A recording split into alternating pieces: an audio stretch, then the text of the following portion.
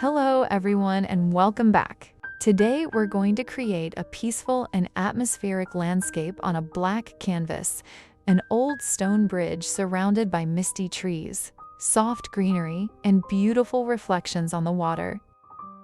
I really love paintings like this because they allow us to create depth and atmosphere simply by working with layers of light, shadow, and color.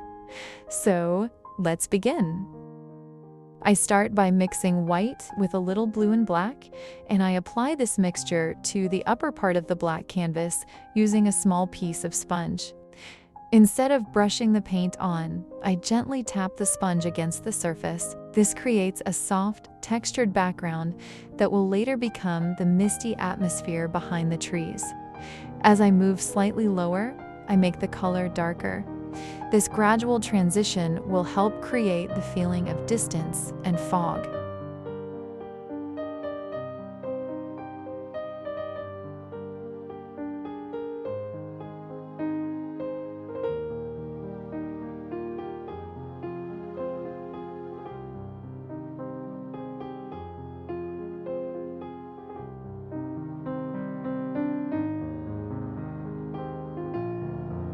Next, I add a touch of yellow to my mixture and begin suggesting the distant trees hidden inside the mist. At this stage, I keep everything very soft and blurred. We don't want too many details in the background because softer edges make distant objects appear farther away.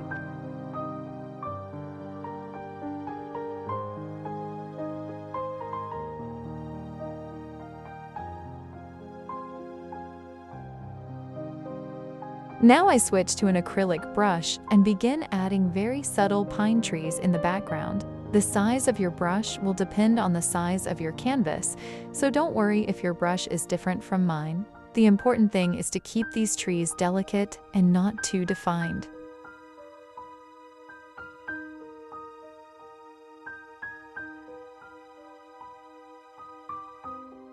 With each new layer, I make the colors slightly darker. This allows the trees that are closer to us to gradually become more visible, creating a natural sense of depth.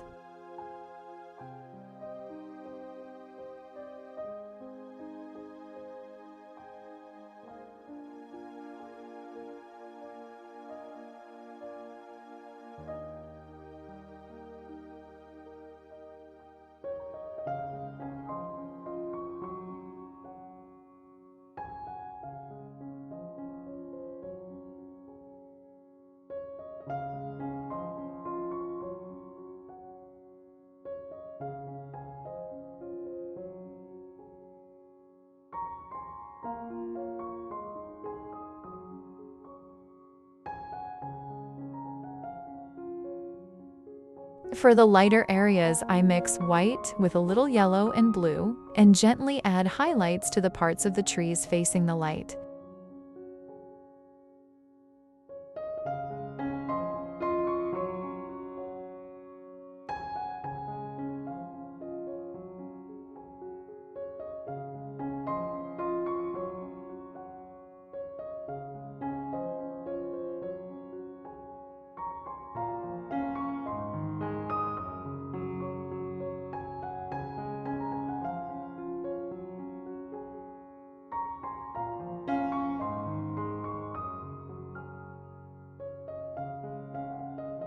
Now it's time to create the water.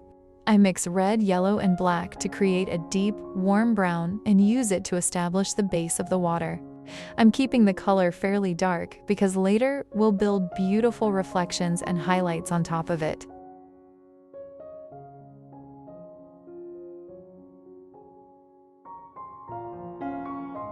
Next, I block in the overall shape of the bridge using a very dark color. At this stage, I'm not worrying about details. I just want to establish the main silhouette and make sure the proportions and perspective feel right.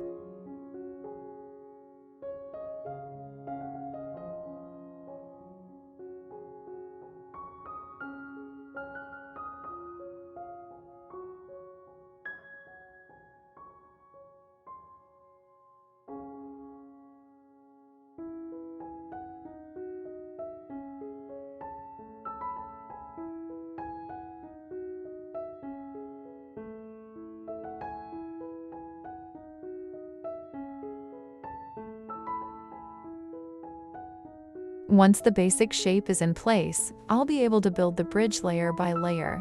Now I create a slightly darker green and begin adding the trees that are closer to us on one side of the painting.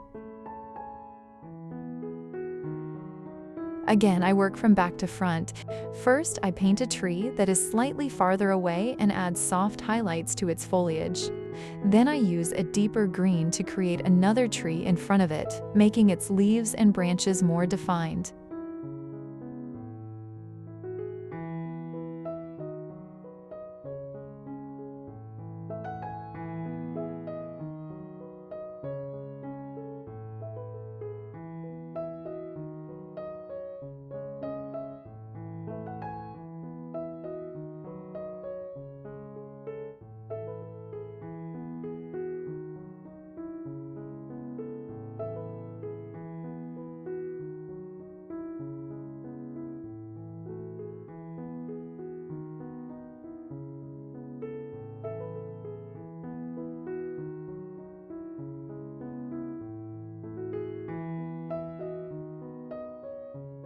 I repeat the same process on the opposite side of the composition.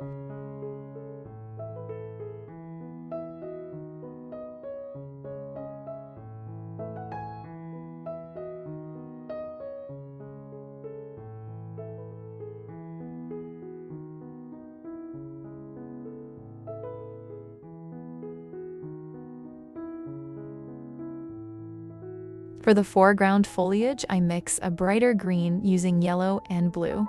With gentle tapping motions and the corner of my brush, I place small highlights on the branches and leaves that are closest to the viewer. These small touches of brighter color immediately help bring the foreground forward.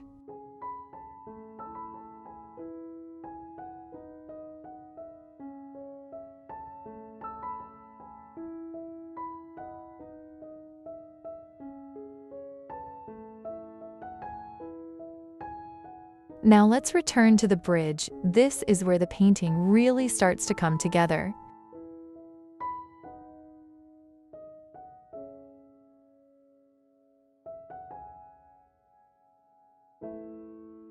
I begin adding the highlights and stone details to the bridge, carefully following its curves and angles. I'm constantly changing between lighter and darker tones, because this contrast is what gives the stones their shape and makes the bridge appear three-dimensional. I build the highlights gradually, moving from darker tones to lighter ones. Instead of making every stone equally bright, I leave some areas in shadow. This variation makes the surface feel much more natural.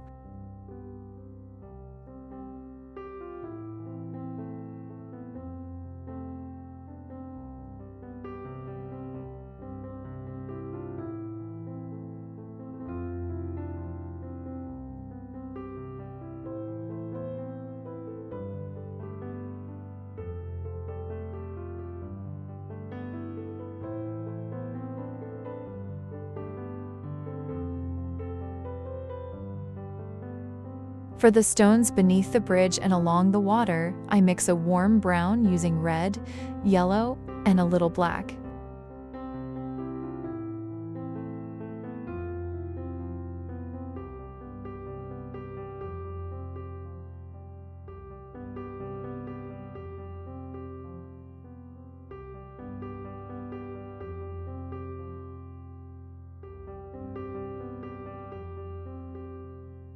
I place the darker shapes first, then gradually add lighter tones on top.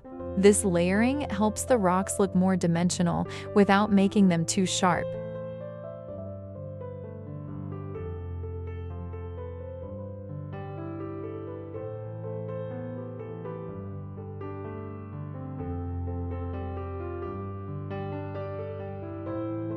Now I want to soften the surface of the water. I create a muted pastel green using white, blue, yellow, and a tiny amount of black. I apply a thin layer across parts of the water, especially where I want the reflections to appear softer.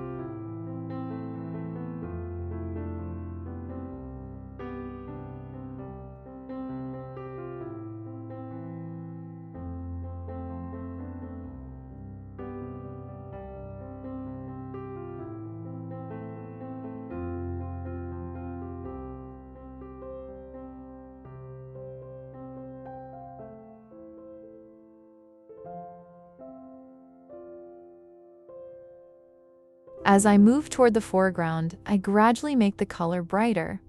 This gives the water more depth and creates a beautiful transition from the distant background to the front of the painting.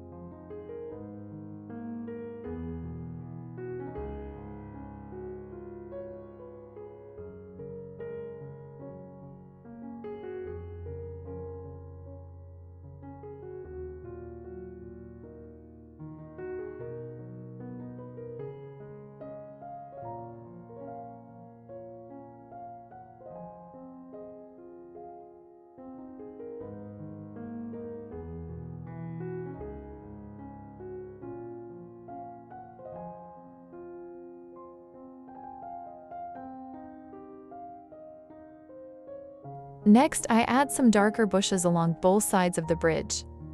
I use gentle tapping motions with the corner of my brush to create the foliage. Then I add brighter green highlights on top, concentrating mainly on the areas that would catch the light.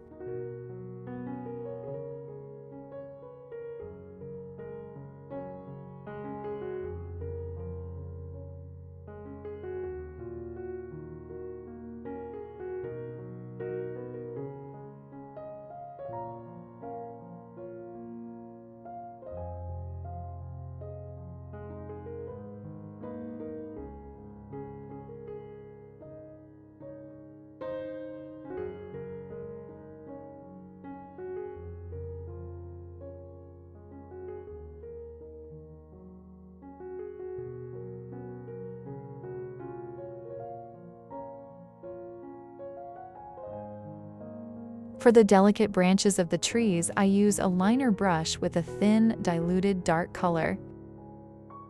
These fine lines don't need to be perfect. In fact, a little irregularity makes the branches look much more natural.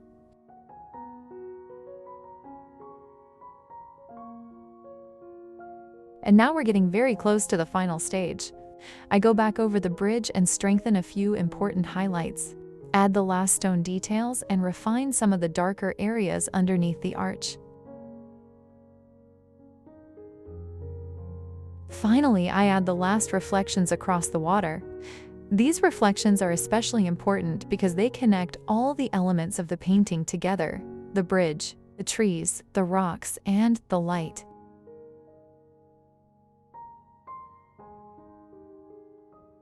With just a few final touches of light and shadow, the atmosphere of the scene becomes much more complete. And here is the finished painting, a quiet, misty forest landscape with an old stone bridge disappearing into the fog and beautiful reflections flowing across the water. Thank you so much for watching and spending your time with me. Until the next painting, take care, stay creative, and I'll see you again soon.